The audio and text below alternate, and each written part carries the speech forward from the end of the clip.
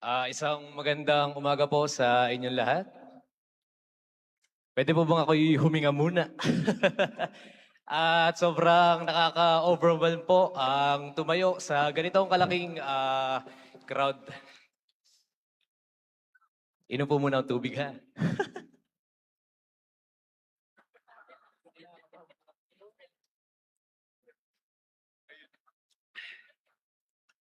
Muli po, pagbati po ng isang magandang umaga sa ating lahat.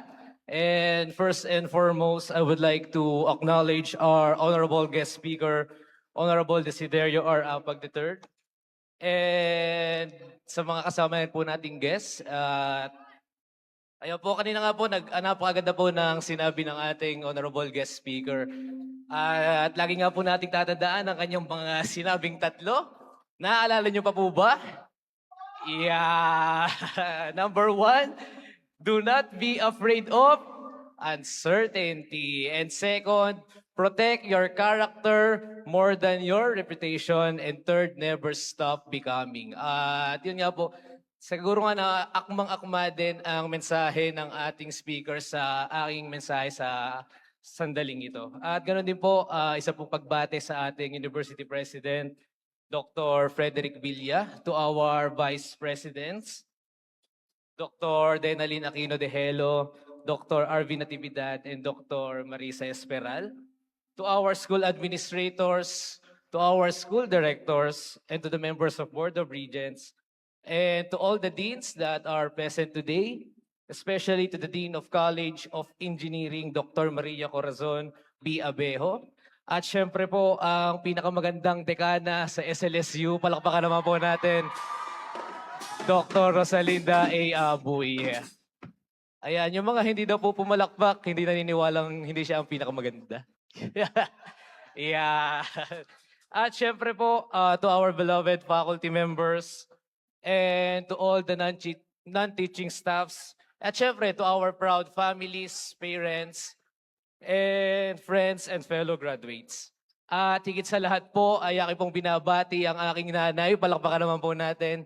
Wala po siyang kalam-alam sa mga nangyayari ngayon. At salamat po sa mga naging bahagi ng pagsikreto sa mga magiging kaganapan mula po sa aking mga clinical instructors hanggang sa aking mga kaibigan. Ayun po, isang maganda at mapagpalayang umaga po sa inyong lahat. God is good! All the time! God is good! Sumainyo ang kapayapaan. Yeah.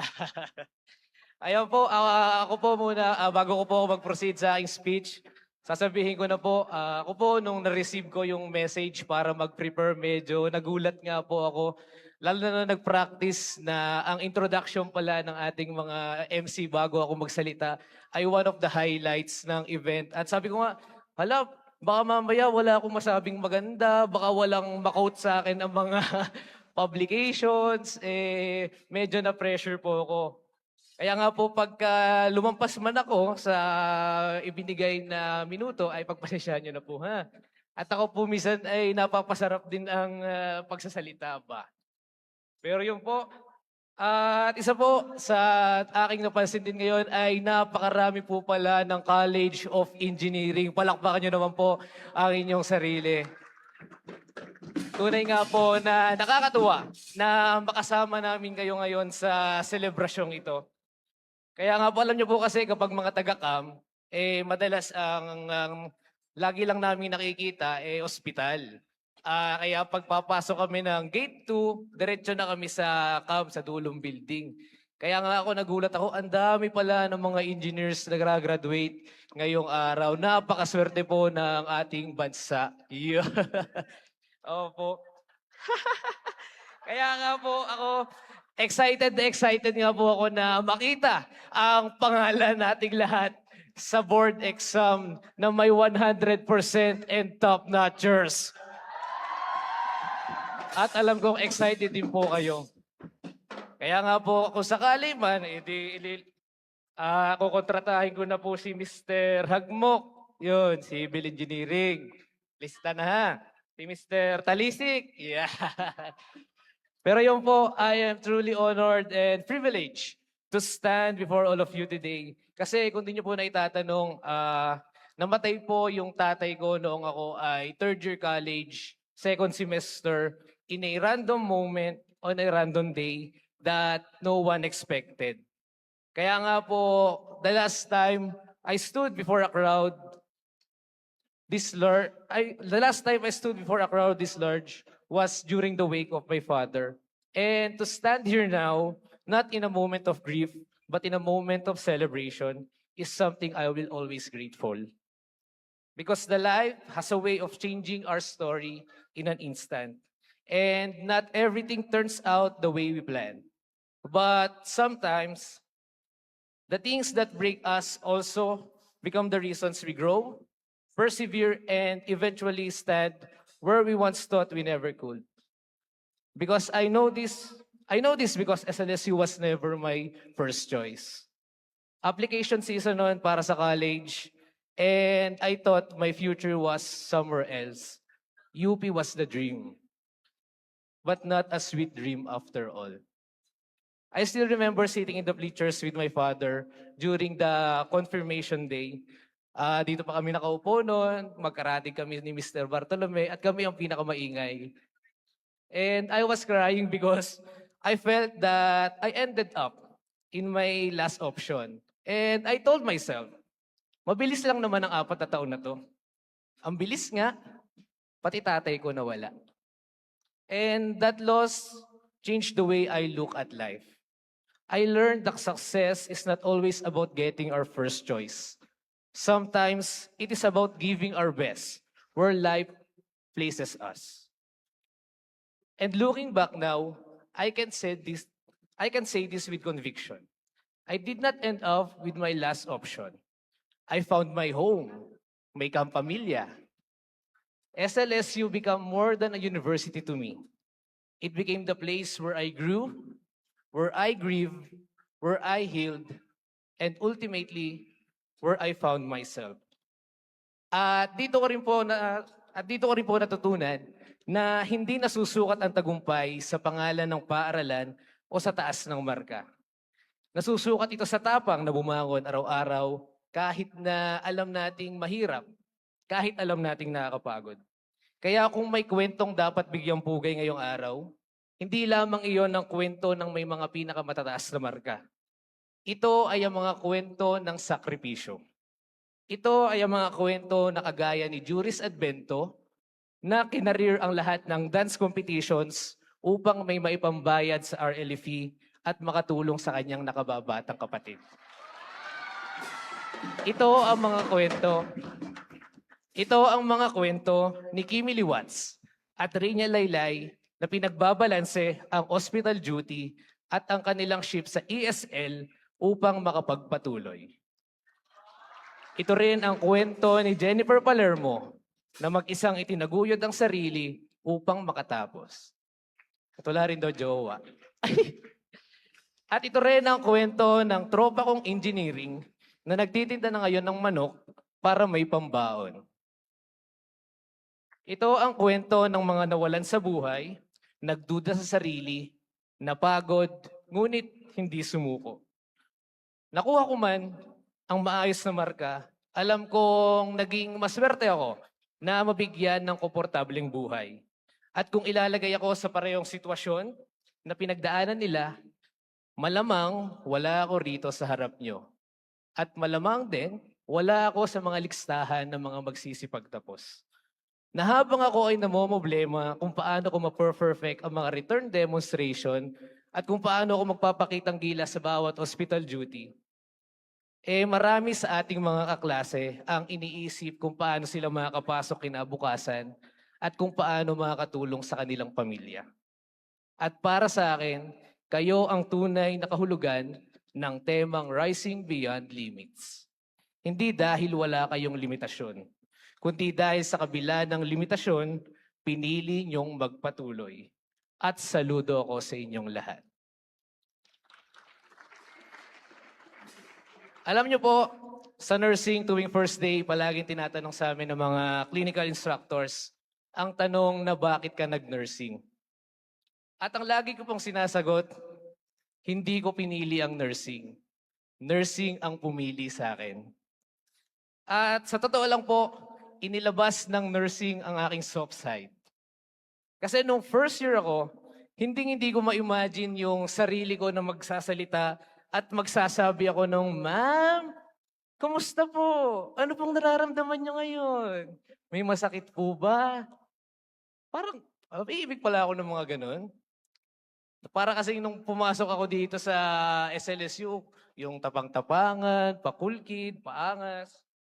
Kaya po, nakakatuwang balikan ang mga pagbabagong iyon, pero higit pa sa mga nakakaaliw na alaala, ito yung pagkakataon para pasalamatan ang aming mga clinical instructors na humubog sa amin sa pamagitan ng kanilang tough love. Kaya naman kung may isang bagay po ako na sobrang ipinagmamalaki sa College of Allied Medicine, ay hindi lamang ito ang mahusay na performance sa board exam. Ito ay ang kampamilya experience na nabuo namin. Ang pakiramdam na hindi ka nag-iisang mangarap at hindi ka nag-iisang lumaban. And that to me is beautiful. To our clinical instructors and to all the professors, thank you for your patience, your guidance, and pushing us beyond our limits. To my friends and classmates, hindi ko man kayo may isa-isa ngayon dahil baka may magtampo, pero kilala nyo na kung sino kayo. Thank you for making this journey lighter and more meaningful. The victories we celebrate today are not mine alone. They are ours. At sabi nga ng mga naunang batch, hindi raw gaanong feel ang graduation dahil pagkatapos nito, may board exam naman. Parang hindi pa raw ito ang finish line. But for me, let us take this moment as a chance to pause and appreciate ourselves. Let's celebrate this moment. Mag-inuman tayo mamaya. Because the board exam is there to make us licensed professionals. But these 4 years shape us the people into we are today. At sa aking OGs na since day one, si Juris at si Barts, I love you both. Tunay na napanindigan natin ang husay-kisay. And to my girl best friend, to my study buddy, thank you for being my safe space throughout the college. Thank you for spending countless hours with me over our favorite matcha. And because of you, my college life becomes matcha better. And to my siblings, Haniel and Sakia, maraming salamat. Alam niyo, hindi naman natin love language ang words of affirmation. Pero gusto kong malaman niyo na sobra kong na-appreciate ang lahat ng ginagawa niyo at walang sawang suporta sa akin. Hindi ko man ito laging nasasabi, pero mahal na mahal ko kayo. Kahit minsan nakakabwisit na. At sa aking nanay Edith, ito na ang oras para maiyak ka at ilabas ang lahat ng iyong emosyon na itinatago pa mula kanina. Salamat dahil sa mga panahong nagdududa ako sa aking sarili, ikaw ang unang naniwala na kaya ko. Sobrang taas ng pangarap mo sa akin. At pangarap kong higitan pa ang mga pangarap mong iyon. Sabi ko naman sa iyo, lahat ng gastos mo sa akin ay investment. Kaya hindi man ito ang araw na ROI ka na, pero ito ang assurance na may pinatutunguhan ang lahat ng sakripisyo, pagod, at paniniwalang ibinigay mo sa akin. At sa aking tatay, Boji, I know you will have loved to witness this day. Hindi man kita nakikitang kasama ngayon, pero sigurado akong ikaw ang pinakamayabang na kaluluwa dyan sa langit. Palagi kong sinasabi ko sa kanya noon na kailangan mong mabuhay dahil sabay pa tayong magmamartsa. At palagi ko nga rin naaalala ang turo sa amin ng aking profesor na si Sir Gerard na ang una mong pasyente na dapat magsilbihan ng iyong magulang. Kaya naman hindi man nangyari iyong panginangarap natin, pero gusto kong isipin mo at isipin ko rin na nandito ka pa rin ngayon. sa bawat palakpak, sa bawat tagumpay na ipinagdiriwang ko, kasama pa rin kita. And to my fellow graduates, as we step outside this university, may we remember that our education is not only a privilege, it is a responsibility. May we use our knowledge with integrity, gamitin ang talino ng tama. May we serve with compassion, and may we continue rising not only for ourselves, but for the people and communities who need us. Years ago, I thought I ended up with my last option. Today, I stand before you with no regrets because the place I once questioned became my home. The people I once did not know became my family. And the life I once did not choose became the life I am most grateful for. Maraming salamat. At tatay, nakapagmarcha na rin tayo.